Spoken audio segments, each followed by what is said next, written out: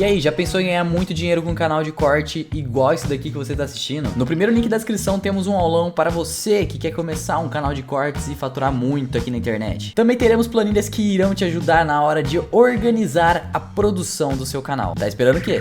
Mas lá no começo, Sim. nesse comecinho, quando você foi inspirado, assim, você se sentia perdido? Ou você tava, olha, eu tô no meu lugar, Karina, meu lugar é isso, e de repente, me interessei por uma outra história. Sim. Ou você sentia um vazio? Porque eu falo que eu, mesmo antes de me converter, eu sentia alguma coisa que eu não sabia o que era, né? Mas não era algo... eu não tive depressão, eu não fui pro fundo do poço, eu fui chamada por uma insatisfação que eu falava, até aquilo eu quis saber o que era. Falei, poxa, eu tenho tudo e estou insatisfeito, o que é isso? Eu não quero ser ingrata com o Senhor. Sim. Né? Mas para cada um, Jesus nos chama num momento específico, encontra alguém num momento diferente, Sim. né? Como foi com você? Então, eu acredito que todo mundo percebe esse vazio, mas tem pessoas que conseguem se distrair mais do que as outras. Então, a gente se distrai. A gente vai colocando coisas e a gente vai tentando preencher esse vazio de forma diferente. Mas, na verdade, todo mundo, quando está num momento de consciência, você percebe que tem algo em você que nada preenche. Tem uma frase, eu não lembro de quem é o autor, eu acho muito boa. Ele diz o seguinte: o mundo não está se distanciando da espiritualidade, o mundo tem se distanciado do cristianismo. Então você pode perceber que tem pessoas do seu ciclo de amizade ou do circuito, celebridades, enfim, que talvez eles sejam fechados para o evangelho, mas estão em busca de uma experiência transcendental, de uma experiência esotérica, de uma experiência com algo superior. Então, por que tem pessoas tão fechadas para o evangelho? Porque a história da igreja ao longo dos últimos anos, das últimas décadas, enfim, algumas coisas acabaram criando um estigma muito grande em relação à igreja cristã. Mas todo mundo está em busca de ter uma experiência com algo superior, espiritual, entende? Sim.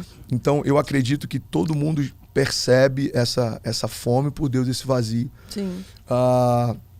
Mas a gente consegue distrair com um monte de coisa. Só quem te fez completo sabe o que está faltando quando olha para você. Então Deus, quando ele olhou para o André, ele sabe o que está faltando no André. Quando ele olhou para você, ele sabe o que está faltando em você. Então esse momento que a gente se abre, que a gente está vulnerável, são nesses momentos que mudam a nossa história. Só que nem todo mundo quer estar vulnerável, porque você sabe que esse encontro pode te pedir algumas coisas. A tal de carregar a cruz, por isso que as pessoas elas falam, não, mas se eu aceitar ser cristão, eu vou carregar a tal da cruz, a vida vai ficar mais difícil, mais pesada. Daí as pessoas ficam com medo, com receio. Eu acredito, e eu até falei sobre isso ontem aqui na nossa igreja de São Paulo, eu falei, eu prefiro uma porta fechada por Deus do que entrar numa porta que não foi aberta por ele. Nossa, pois então, Você não sabe o que você vai encontrar ali, né? Quando fecha uma garantia, fala, poxa, ele me tirou de alguma coisa ruim. É isso. Toda porta que Deus fecha te leva a um lugar mais alto em Deus. Toda porta que Deus fecha te leva a um lugar mais alto em Deus. Só que a gente precisa entender que por mais que não faça sentido no início, vai fazer sentido no final. Tem coisas que às vezes parecem que estão desmoronando, mas só está se encaixando. Sim. Tem portas fechadas que também são milagres, sabe? Deus vai fechando algumas portas, Deus vai te mostrando algumas coisas. Eu já conversei com alguns casais que se converteram e às vezes é muito comum isso acontecer. Pastor, nossa vida tá um caos. Eu falei, a sua vida sempre teve um caos, agora você está enxergando ele. Sim. Então o que muda é que os nossos olhos se abrem. A gente consegue perceber coisas que sempre estiveram lá, mas não incomodavam, a gente não percebia. Eu vou te dar um exemplo. Vai deixando de lado, vai, tapando o olho para aquilo e se distraindo com outras coisas. Sim. Não, total. Sempre teve lá, a gente só não percebia. Eu aluguei um Airbnb no mês passado, quando eu vim para São Paulo, e no quarto que eu estava dormindo, eu lembro que eu senti um incômodo naquele quarto. Eu falei, cara, tô sentindo uma opressão nesse quarto aqui. E parecia algo do lado esquerdo. Pode parecer viagem que eu tô falando, mas vai fazer sentido para alguém. E aí, beleza, eu orei, dormi. No dia seguinte eu chamei o filmmaker, o Brandão, falei, mano, vê o que você sente nesse quarto. Eu tô sentindo algo pesado aqui, cara, do lado esquerdo do quarto. Vasculhei pra mim, ele abriu os armários, não tinha nada. Ele olhou tudo e falou, cara, não tem nada.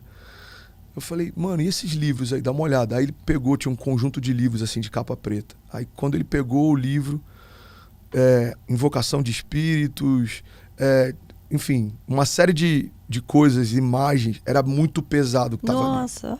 Era muito pesado que estava ali. Então, para resumir, onde que eu quero chegar? Quando você começa a discernir, você percebe ambientes, você percebe atmosfera, você percebe motivações. Sim. Sempre esteve lá. Então, a sua caminhada com Deus faz com que você está cada vez mais sensível às coisas de Deus. A Bíblia diz que o homem espiritual, ele discerne as coisas espirituais. Então você começa a perceber coisas que sempre estiveram lá e você não percebia. Por isso que a gente fala, pastor, eu me converti, parece que algumas coisas estão fora. Não, irmão, sempre estiveram. Deus agora está te deixando enxergar, você consegue perceber. E isso é maravilhoso, porque a luz, ela faz a gente discernir. Olha que forte isso, Karina. Quando você entra num quarto, você está num quarto escuro e você acende a luz. A luz, ela não fala para você o que você tem que fazer. A luz não vai falar, Karina, cuidado que tem uma cama a 3 passos. Ela só vai iluminar e você que vai ter que, que buscar. A função da luz é fazer você enxergar o que está ali. Agora, é você que precisa discernir e se mover a partir disso, entende? Então, eu acredito que é isso que o Evangelho faz. O Evangelho abre a nossa visão. O Evangelho faz a gente enxergar o que sempre teve ali. O Evangelho faz você discernir projetos e sonhos que Deus sempre teve para você. O Evangelho te mostra aquilo que Deus já preparou para você e você não tinha ideia. O salmista, ele diz, eu amo essa passagem, ele diz que o Senhor já escreveu cada um dos meus dias no seu livro, antes de cada um deles existir. Então, Deus já escreveu a sua história há muito tempo. Agora, você começa a entender o que Deus já tinha preparado para você, a discernir o que Deus já tinha preparado para você, mas sempre esteve lá. Sim. Então, eu vejo dessa forma. Tem gente que quer entender o que Deus tem para si e tem gente que prefere se distrair e fingir que não tem nada acontecendo. E tem gente que fala assim, mas se Deus já escreveu a minha história, eu só vou seguir, não depende das minhas decisões. Ele escreve um plano, que é o plano dele, que é o plano perfeito, mas depende da gente. Total. Né? Senão a gente nunca alcança aquilo que ele desenhou para nós. E tem gente que acho que confunde, não sei se você percebe, quando você fala, vou descansar em Deus, então eu vou descansar, eu não vou me levantar. Descanso não é descaso, né? Não é? Descansar em Deus significa, eu faço tudo que eu posso fazer.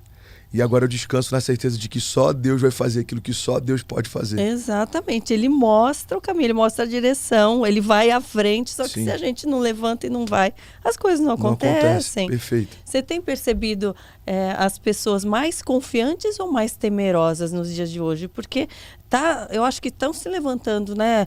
Muitas vozes para levantar essas multidões. Eu percebo uma urgência maior de se pregar o evangelho, de alertar mais as pessoas sobre, né, a volta de Jesus, sobre o que é o plano, né, de Deus, sobre a leitura da Bíblia como luz mesmo para a vida das pessoas.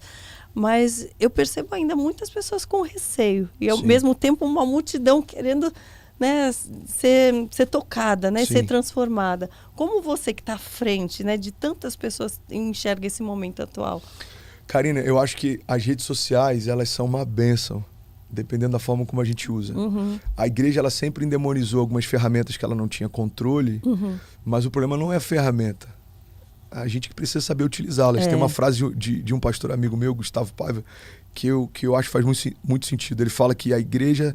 O mundo só tem voz onde a igreja se calou. Então a igreja abriu mão das artes, a igreja abriu mão de se envolver na política, a igreja abriu mão de se envolver na cultura. Até 30 anos atrás, parte da igreja estava discutindo se bateria podia ter na igreja ou não. Se guitarra era de Deus ou não. Se é saia ou calça jeans. Então, enquanto a gente estava discutindo costumes, o mundo estava construindo cultura. Enquanto a gente estava discutindo sobre instrumento dentro da igreja, tinha uma agenda se infiltrando para poder mudar fundamentos na educação, na cultura. Então hoje a gente está vendo toda essa questão de ideologia de gênero nas escolas, por exemplo, e agora a igreja quer intervir. Mas a gente precisa fazer parte da construção da história, a gente precisa fazer parte da construção da cultura. A gente precisa estar como luz nesses lugares. Então, o que eu penso sobre? A internet, se ela for bem utilizada, ela é um dos canais mais poderosos da pregação do evangelho que existe. Porque há 4 anos atrás eu fui enviado por Deus para a América. Eu e minha família, a gente começou do zero lá. E eu tinha, 50 mil seguidores quando a gente chegou. E quando eu voltei para o Brasil 3 anos depois, 2 milhões e poucos de seguidores nas redes sociais, tocando milhares de pessoas, testemunhos de cura. Hoje, uma das famílias que faz parte do meu staff em Miami, trabalham com a gente lá, eles moravam em Indiana, assistiam todas as lives. Durante a quarentena eu fiz 55 dias ininterruptos de lives de oração por cura. E o filho deles, o Miguel, tinha 2 meses de nascido, o rim dele não funcionava e tinha que ser removido. Em uma das lives eu orei especificamente por crianças com problemas de má formação.